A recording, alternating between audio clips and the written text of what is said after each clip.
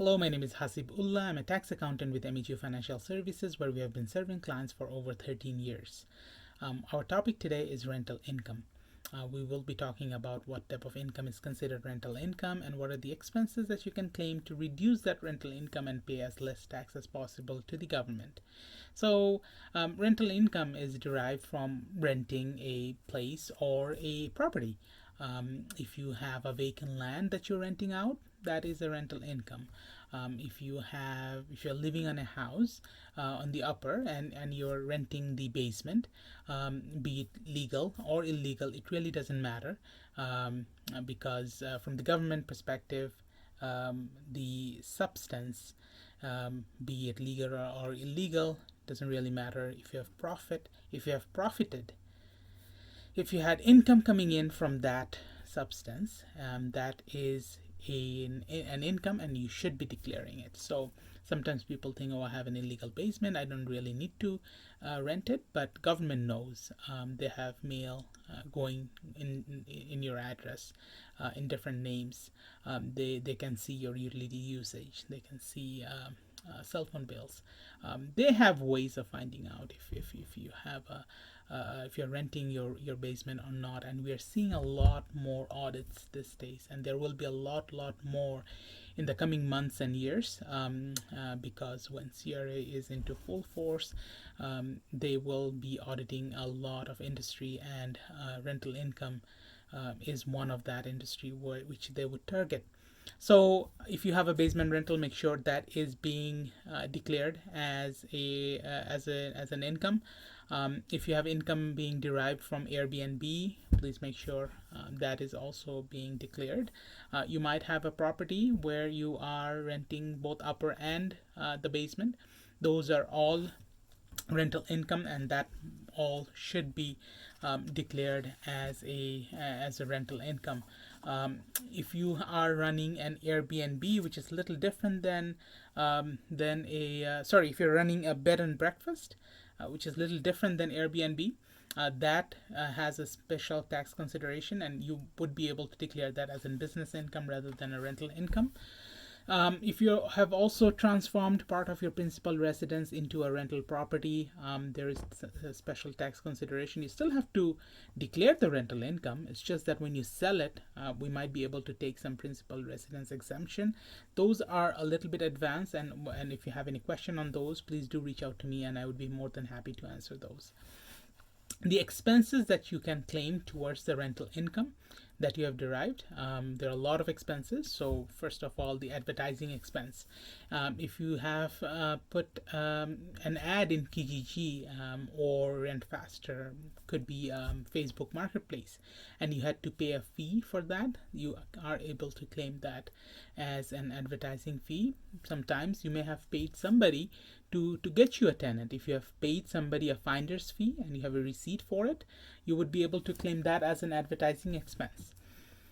Insurance for the property can be claimed as an expense. So just make sure you are claiming from January until the end of December. Sometimes you might have insurance premium being charged from June to July, or from July to June. So make sure you're taking the right billing period from January 1st until December 31st.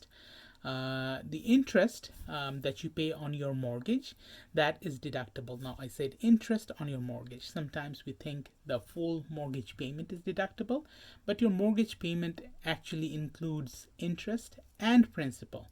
The principal is yours to keep. You will recoup it when you sell your property. Only the interest portion is deductible. Your mortgage payment may also have a insurance premium or insurance on your mortgage that you might pay. Sometimes people have disability insurance, job loss insurance. Those are charged with the mortgage payment as well. That is also not deductible, because any proceeds that you will get from that claim is not taxable. So therefore, the premium that you pay cannot be deducted. Accounting fee, or your legal fees for eviction a tenant, those are considered a legal, professional, and accounting expense, and that can be claimed as an expense. If you have a property manager that's managing your property, First of all, they should be giving you a statement that and an invoice for their annual charge, and that is also a deductible expense. So any management fee and administration fee that you pay to manage your rental property can be claimed as an expense. Maintenance and repair. So if you have handyman coming to your house, a plumber, electrician for maintenance and repair on the house, those are expense that you can claim. If you have done some capital expense like changing your furnace or a new roof on the house, those would be considered a a capital expense, and that gets added with the value of the property, and you take that into account when you actually sell your house. So those, or you can claim CCA depreciation, and I'm going to cover that more later on. um, Property taxes that you pay on your property, that is a deductible expense. If you have utility that you pay, sometimes the utilities, electricity, hot water, gas, those would be included in the rent. And if you as a landlord is paying those utility, then you would be able to claim that as an expense in your rental schedule, given that that income. If you are charging extra to your tenant, make sure that amount is also included in your gross rent. Um, there is an exception for using a motor vehicle for the purpose of rental, but that is mainly for people owning two or more rental property. There is also a little bit of criteria that has to be met, and again, if you are in that situation, do reach out to me and we will go for that. But if you're renting one rental property, there is no claim expense for collecting rent and all that. You might be visiting your property. There is no point of keeping any of those mileage, because those would be very difficult to claim, or maybe not claimable at all. Condo fees. So if you own a condo and you're paying condo fees, those are deductible expenses. Landscaping fees would be deductible, snow removal, all those expenses that you have to spend in order for you to get rental income, those are claimable, those are claimed as an expense. I often get clients coming to me and say, I don't have anything in my pocket end of the month. How come I have $6,000 of net rental income? I pay mortgage payment, I pay property taxes, insurance, I pay landscaping fees and all that, and after that, every month I'm in negative. I sometimes have to put money from my pocket. So the mortgage payment that you do, again, it includes both interest and principal. The interest portion is deductible, not the principal portion. So if you are paying a $1,200 mortgage, $700 is going towards your principal, or more. With interest rate being so low, probably interest expenses is very little. So and the rest, the $500 is going towards the principal on a $1,200 payment. So you have $700 every month that is going towards principal. That's gonna build up about $8,400 of principal payment that you have done on your mortgage. And we are not allowed to deduct principal payments because it's principal, it's not interest. So the interest portion is deductible, and that's how you will have a net rental income. And it's very common to have a net rental income. We are seeing a lot of audits where people are claiming net rental losses. Calgary, even though the economy is bad, but the rental market is doing pretty good. You put up an apartment for rent, a place for rent, and it's gonna rent probably in a week or 2 weeks. And there will be multiple people who would contact you for rental income. And Sierra knows that rental income right now in Calgary is pretty high. So if there is a rental loss that you're claiming to benefit from other type of income, Sierra knows, and they are going to get back to you. Sierra can come back in 6 years indefinitely if they feel that there has been a fraud. So you will never be off the hook if you are claiming rental losses or very low net rental income. There are ways, however, to reduce your tax payable. Tax planning is not illegal. Tax planning is legal.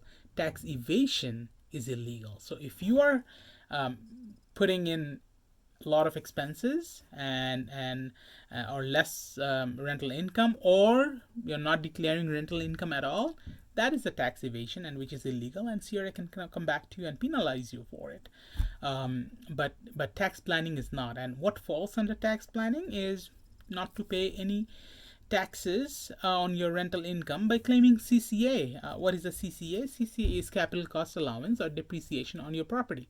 Let's assume you bought a property for 400,000. 300,000 we're assuming is the cost of the building, and 100,000 is the cost of the land. So it's a total of 400,000 you spent. First year you rent out, you have $20,000 of rental income that you got, and after all the expenses, property tax, mortgage interest, insurance, condo fee, maintenance, after claiming all the expenses that you're allowed to, you have $5,000 of net rental income. How can we not pay tax, or how can we delay paying tax on that $5,000? So your net rental income is $5,000. If I can claim $5,000 of CCA, $5,000 of depreciation, so I'm claiming $5,000 of depreciation, then my net rental income becomes zero, and I'm not paying any taxes that year. I am allowed to claim up to 4% of the value of the building as a capital cost allowance, but I only need 5%, so 5,000. So what's happening is my value of that house is 300,000, but now because I have claimed $5,000 in capital cost allowance, the value for tax purposes right now for that house is 295. If I go and sell that house next year for 300,000 or 400,000, because 100,000 was land and we cannot claim CCA on land. So we bought a house for 400,000. Our net rental income on the first year was 5,000. We claimed CCA of $5,000. So our value for tax purposes, or our adjusted cost base, is now 395,000. 295 for the building and 100,000 for the land.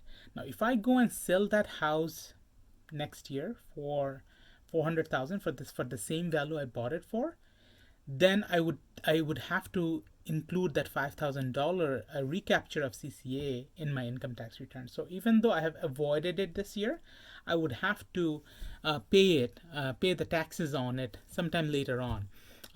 Some accountants do not promote CCA. Try to avoid CCA, obviously, because income tax rate always goes up, house prices always goes up, and also if you claim too much CCA at 1 year when you're gonna go sell it, it's going to trigger a lot of recapture and a lot of capital gain. So to avoid that, there are a lot of accountants that discourages it. It depends on individual situation. I see it a little bit differently. The way I see it is, if you're claiming a CCA now, your income is not going up. You're delaying it. If your income if your income is not going up, your child tax benefit is going up. So your child tax benefit has an advantage. You're not paying taxes right away. You are delaying it, and when you're going to sell that house, you're going to be making money, and I don't see you having a problem paying taxes at that time.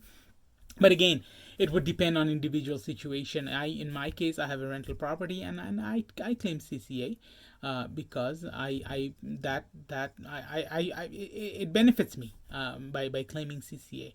I could be at a lower tax bracket and not pay so much taxes. And when I sell that house, when I'm gonna be making, and I'm gonna sell it only when I will make money, and when I make money on that house, I wouldn't have any problem paying taxes on that. So that's how I see it, but everybody's situation is different. Even if you come to me, we will assess your situation and see if CCA is a good option for you. But that's it. I mean, that's about rental income. Any rent that you get, either from renting a room in the house, a basement in the house. So if you're renting a basement, and that basement is actually 30% of the total square footage, then your expenses needs to be only 30%. So we would have to prorate your property taxes, mortgage interest, insurance, condo fee, and all that. We have to prorate to 1/3 or 30% of the total usage, to make sure that we are only claiming the expenses that you need to spend for that specific area. Same thing if you have a room that you're renting in the house, only a portion of that room can be claimed as an expense. If there is any question, please do let me know, comment section, or if you've liked this video, please do subscribe or share with your friends in Facebook. We will try to update you a lot more before the tax season, so that it helps you, and helping you get prepared for your taxes. Actually, we are helping ourselves, because you would be prepared when you come to us to file your taxes. So if you have any question, concern, please do let me know. But if you like the video, please do like, share, and I will see you next time. Thank you very much. Bye bye.